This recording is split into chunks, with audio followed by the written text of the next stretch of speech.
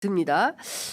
관련해서 어제 서민석 변호사가 그 연어회 술파티 의혹받고 있는 서울고검 인권침해 점검 TF에 출석을 해서 녹음 파일을 다 제출을 했어요. 그리고 이제 수사에 적극적으로 임하겠다라는 태도를 보였는데 이 녹음 파일이 상당히 큰 전환을 만들겠습니까? 아니면은 그 국정원장이 국조특위에 출석해서 밝힌 여러 가지 사례들 있지 않습니까? 근데 그런 것들이 좀 크게 전환이 되겠습니까? 사실은 좀 성격이 좀 다르긴 하죠. 네. 녹음 파일은 일선 수사 검사들 그리고 서민석 변호사한테 그 윗선 그러니까 수원지검 내의 윗선까지 녹음 파일이 있는 걸로 보이는데요. 수원지검 내 윗선까지 녹음 파일이 그러니까 부장지검장 뭐 이 정도까지 녹음 파일이 있는 걸로 보이는데 그러니까 서민석 변호사가 저 누굽니까? 저기 박상용 검사 말고도 부장검사, 지검장하고도 통화한 녹음 파일이 있다. 예, 그런 걸로 보입니다. 이것도 단독이네. 가지고 있는 걸로 보여요. 가지고 있는 걸로 보인다. 서민석 변호사 저는 우선 전제는 서민석 변호사의 용기에 상당히 고맙게 생각하고 충분히 인정받아야 될 행동이다라는 생각인데 어쨌든 서민석 변호사가 해당 녹취록에 대해서는 이게 되게 뜸들이면서 뭐 했다는 그런 참 힘들게 했던 게 있거든요. 예. 그간의 서민석 변호사의 태도를 봤을 때 왜 이제 내놓는 거냐 이런 문제죠. 아니 그것보다는 지금 대외적으로는 그 지검장과 부장과 통화는 했으나 녹취록은 지금 어디인지 모르겠다 찾아보고 있다라고 표현을 하시지만 저는 갖고 계시지 않을까 생각을 합니다. 뭐 그간의 그분의 태도를 봤을 때 그렇게 생각을 하고요. 그러니까 어쨌든 녹취록은 그 수원지검 내 일선 검사들의 위법 상황이 담겨 있는 거고, 근데 사실 국정원 건은 이 건이 수원지검의 문제가 아니라 국가 권력 자체. 그렇습니다. 그러니까 윤석열 정부 자체가 대북 송금 사건에 직접 개입을 했다라는 증거이기 때문에 사실은 이게 엄중함으로 따지면 국정원이 훨씬 엄중하죠. 근데 시사적 파격으로 따지면 뭐 둘이 비슷하지 않을까. 예. 그러니까요. 근데 어쨌든 국조를 돌리니까 이런 것들이 다 국민들께 공개가 되는 상황이 아닌가 싶어요. 사실 지지부진했습니다. 서울고검 인권침해 점검 TF가 왜 이렇게 안 돌아가는 거냐. 너무 답답하다. 환장할 뻔했습니다. 정말.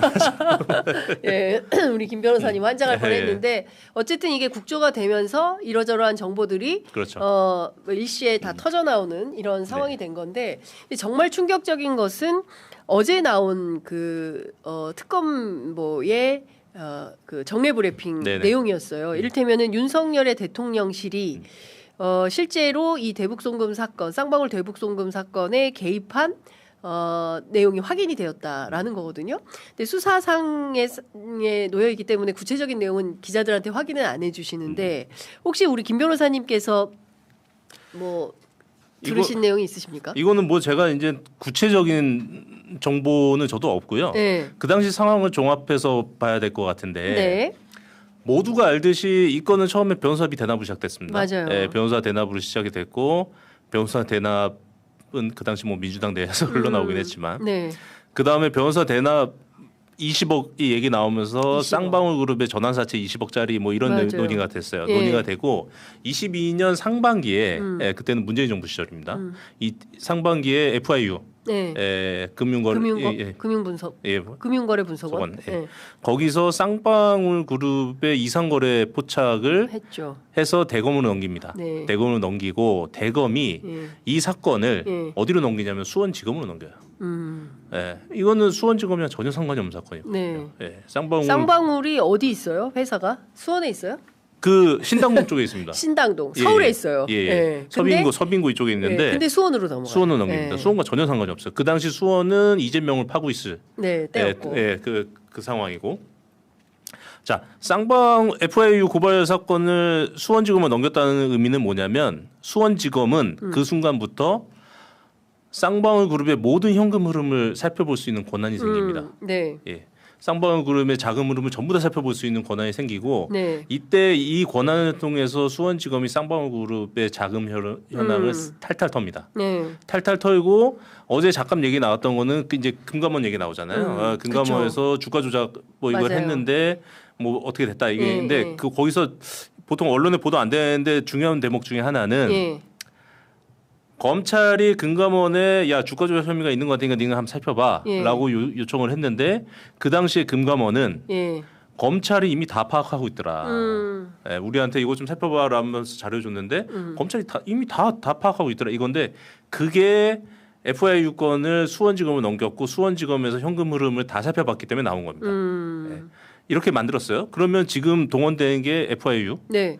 대검, 금감원, 그 다음에 수원지검 여기까지 나오죠. 예. 여기까지 나오고 그 다음에는 국정원 건에서 유도윤 부장이 예. 국정원에 파견이 되잖아요. 예. 예, 이분이 서울중앙에 있다가 남부지검으로 보직을 옮기자마자 수원지검으로 가요. 아니 국정원으로. 예. 예. 이게 그래서 23년 2월인데 예. 그것과 동시에 예. 남부지검에 있었던 김준엽이라는 검사가 예. 같은 시기입니다. 동시에 수원지검으로 발령을 받고 발령받은 것과 동시에 국정원으로 갑니다. 그러니까 이제 언론에는 유도윤만 나오는데 예. 유도윤이랑 김준엽이 예. 있는 거예요. 예. 예, 이렇게 되고 이 둘이 이제 그해 9월까지 국정원에 있다가 네. 유도윤은 부장 승진을 하면서 평택지청 지청장으로 가고 네. 김준엽은 어디로 가냐면 수원지검 형사 6부로 갑니다. 수원지검 형사 6부가 예. 대북송금 사건을 예. 터는 곳이었죠. 예. 그러면 여기서 벌써 서울중앙 그 서울 남부 예. 그 다음에 수원지검 또 이 세 개청이 그렇죠. 또 나오죠. 예. 그 다음에 박상용 검사. 박상용 검사가 원래 형사 6부가 아니었습니다. 박상용 검사는 수원지검의 감찰부서였어요. 네. 감찰부서였고 예. 이 친구가 예. 그 이제 대북송금 사건이 터지면서 어떤 문제가 불거지냐면 수원지검의 수사관이 영장을 사전에 쌍방울 측에 유출하는 사건이 발생합니다. 예. 이 건으로 그 해당 수사관이 구속되는데 예.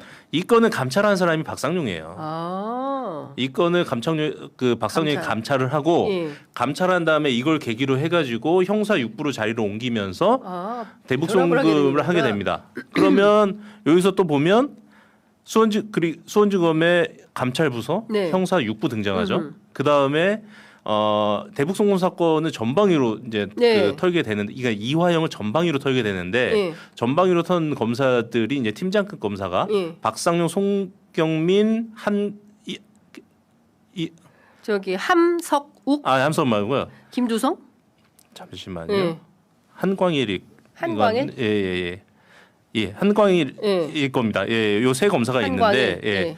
여기서 두 명은 그 형사 6부고 네. 송경민은 공공수사부예요. 예. 그럼 수원지검 내에서도 벌써 감찰, 형사 6부, 공공수사부 세 개 부서가 네. 들어가죠. 예.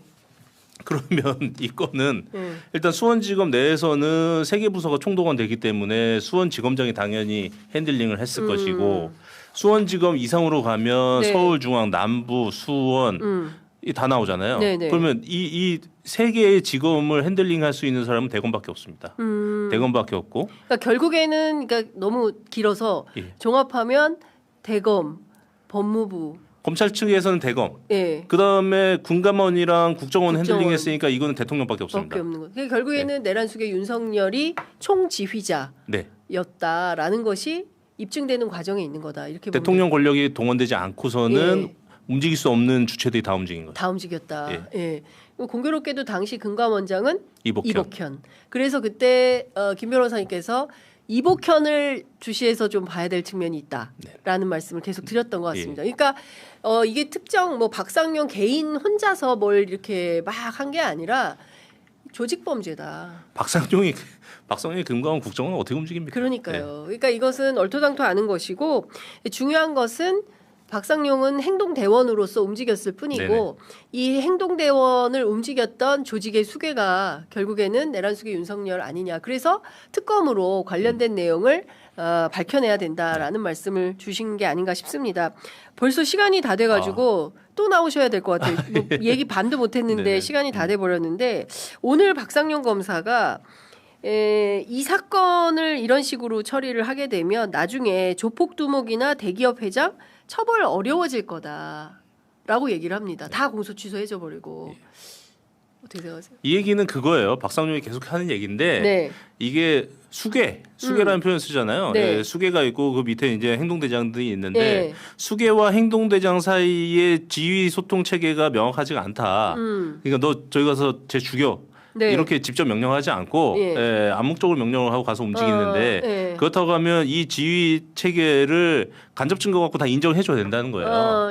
그러니까 결국은 눈짓만 해도 이재명과 이화영의 이 지휘 체계를 간접적 증거로 다 인정해줘야 된다.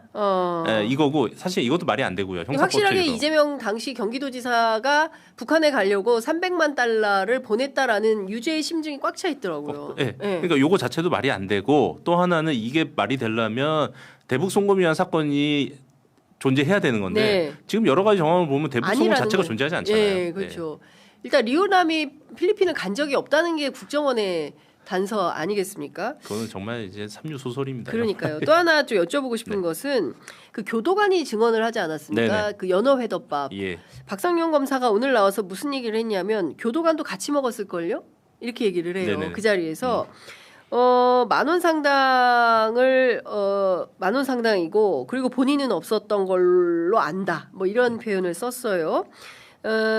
그러면서 사실 그 공식적으로 제공하는 식사인데 자기가 밥을 할 수도 없고 그럼 외부에서 오는 게 당연한 거지 이게 뭐가 문제가 되느냐 이렇게 이야기를 합니다. 관련해서 제가 오늘 법무부 고위 관계자한테 확인을 했더니 뭐 설렁탕 같은 거 시켜주는 거지 외부에서 음식을 들여오는 게 말이 되냐 이 자체가 박상용 검사의 발언은 어불성설이다 이렇게 얘기를 하는데 변호사님은 어떻게 보세요? 원칙은 구치관 내려가서 먹어야 돼요.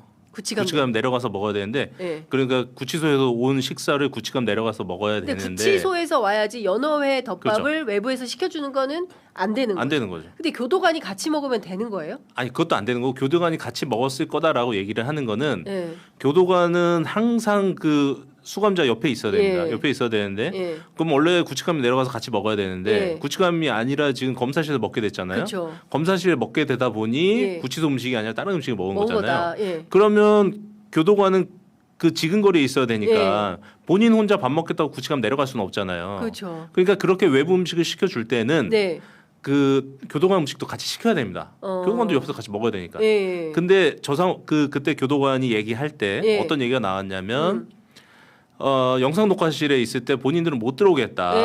밖에 창문으로 지켜보겠다 했잖아요.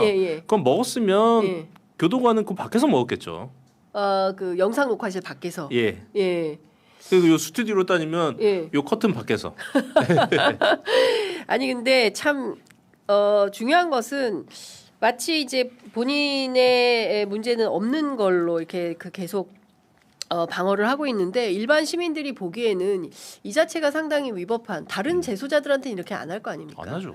절대로 이렇게 안 할 거 아닙니까? 그런데 어떤 그 진술을 받아내기 위해서 원하는 목적이 있었기 때문에 또 이것이 법정까지 이어지는 수미일관하게 이어지는 그 진술을 받아내려고 바로 이재명에게 보고했다라는 그 진술을 받아내기 위한 과정의 일환이 아니었나라는 생각이 좀 들어가지고 여쭤봤습니다. 시간이 다 됐는데요.